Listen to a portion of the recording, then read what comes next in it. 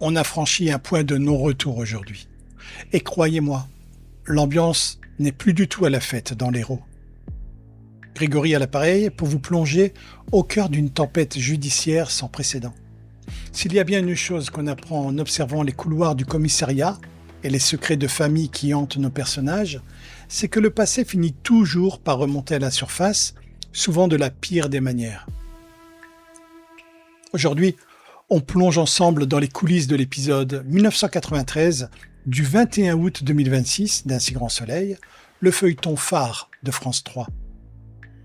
Je peux vous dire que les masques tombent un à un, laissant place à une réalité glaciale, presque digne d'une enquête criminelle complexe, où chaque faux pas se paye fort. Commençons par l'adrénaline pure de ce sauvetage de dernière minute qui a bien failli tourner au drame absolu. Imaginez l'atmosphère lourde et étouffante de ce hangar désinfecté. Ludo, Flore et William s'y trouvaient, pris au piège par ces braqueurs sans scrupules, sous le coup d'une menace de mort imminente. La tension était à son comble, les minutes s'égrenaient comme un compte à rebours fatal. Mais ce que les criminels ignoraient, c'est l'incroyable intuition d'Élise. Grâce à un coup de génie, elle avait réussi à glisser discrètement un traceur électronique dans la poche de Ludo. Une décision salvatrice. En suivant le signal sur ses écrans de contrôle, Élise a localisé le hangar avec une précision chirurgicale. Les sirènes hurlantes de la police ont déchiré le silence de cette zone industrielle isolée, permettant d'interpeller les braqueurs in extremis et de sauver nos 3 rescapés d'une fin tragique. Ludo, encore tremblant de peur, William, le visage blême, et Flore, essoufflée par la terreur, ont cru que le cauchemar s'arrêtait là. Quelle terrible erreur! Car pour Flore, le véritable enfer ne fait que commencer. À peine sortie des griffes de ses ravisseurs, elle n'a pas le temps de savourer sa liberté retrouvée. Les policiers lui passent les menottes au poignet. Flore est immédiatement placée en garde à vue. Pourquoi une telle décision alors qu'elle vient d'échapper à la mort? La réponse se trouve à quelques kilomètres de là, au cœur d'une forêt sombre et silencieuse. La brigade cynophile, dépêchée sur place après les révélations troublantes, a mené des fouilles intensives. Les chiens policiers ont gratté la terre humide sous les arbres séculaires pour faire une découverte macabre, le corps sans vie de Mathieu. Pour bien comprendre la gravité de la situation, mes amis, il faut rembobiner le fil des événements précédents. Souvenez-vous de cette nuit fatidique où Flore a partagé la couche de Mathieu. Une nuit de passion qui a basculé dans l'horreur pure. Flore a accidentellement provoqué la mort de Mathieu en lui servant un cocktail mortel à base d'éthanol industriel. Prise de panique devant le corps inerte, incapable de réfléchir rationnellement, elle a fait le choix du pire. Avec l'aide de William, elle a transporté le cadavre pour l'enterrer clandestinement dans les bois. Pour effacer toute trace, ils ont également dissimulé les bijoux de valeur que Mathieu portait sur lui en les jetant au fond d'un vieux puits de la ferme. Mais la détresse financière s'en est mêlée.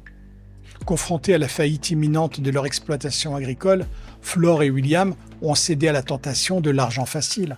Ils ont récupéré l'un des précieux bijoux pour le revendre au receleur José contre la somme de 20 000 €. Un pacte avec le diable. José, sentant le vent tourner et voulant protéger ses propres intérêts face à des complices de braquage particulièrement hargneux, a lâchement balancé la plaque d'immatriculation de Flore et William.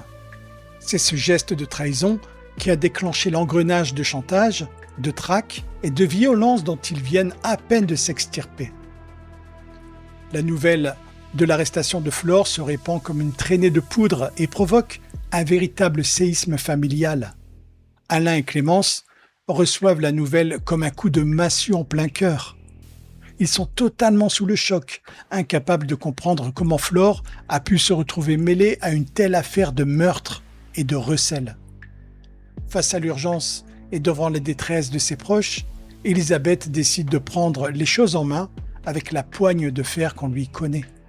Elle n'hésite pas une seconde et sollicite immédiatement les services de Johanna, l'avocate la plus redoutable et la plus tenace de la région, pour assurer la défense de Flore. La première rencontre entre Flore et Johanna, dans le parloir exigu du commissariat, est d'une intensité dramatique rare.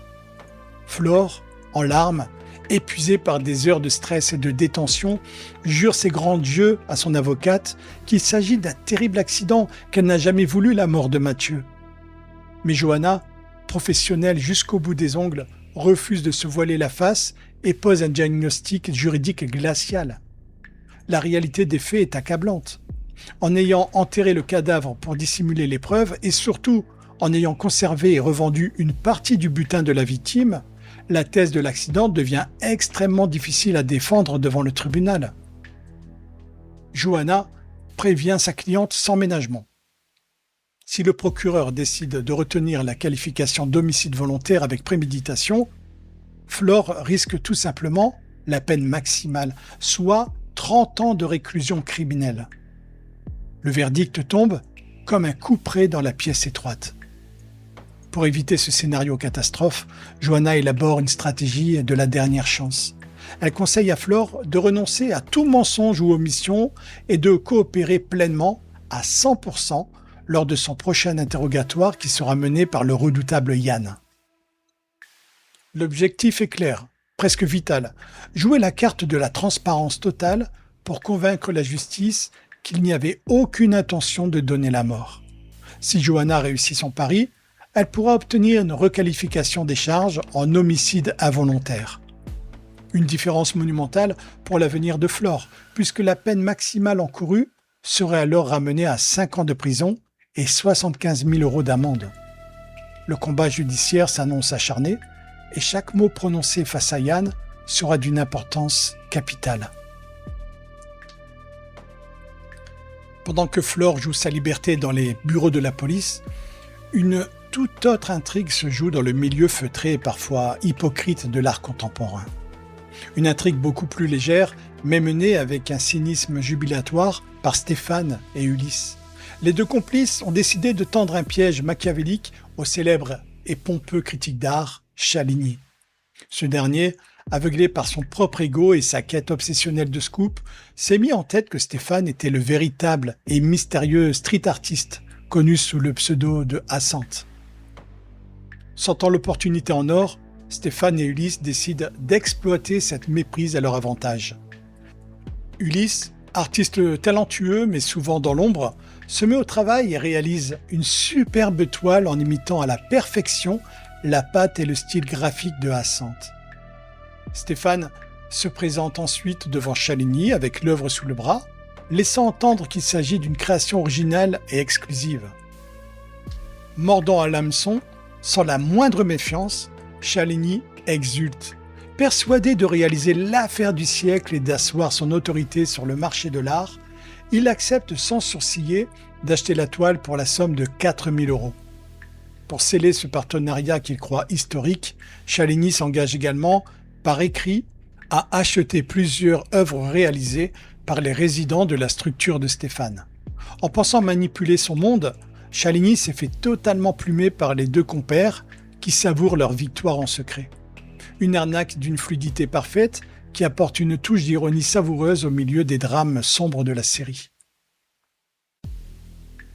Alors mes amis, face à ces révélations et à ces rebondissements incroyables, on ne peut s'empêcher de se poser des questions brûlantes pour la suite. Flore va-t-elle craquer sous la pression de l'interrogatoire mené par Yann et révéler d'autres secrets compromettants ? Johanna parviendra-t-elle à convaincre le juge d'écarter la préméditation pour lui éviter les 30 ans de prison ? Ou bien l'ombre de Mathieu va-t-elle définitivement détruire sa vie et celle de William ? Et du côté du monde de l'art, Chaligny va-t-il finir par découvrir la vérité sur la fausse toile d'Ulysse et chercher à se venger de Stéphane ? La suite s'annonce explosive et je serai là pour décrypter chaque détail avec vous. C'était Grégory au micro pour ce décryptage intense. Prenez soin de vous, restez connectés et à très vite pour de nouvelles révélations.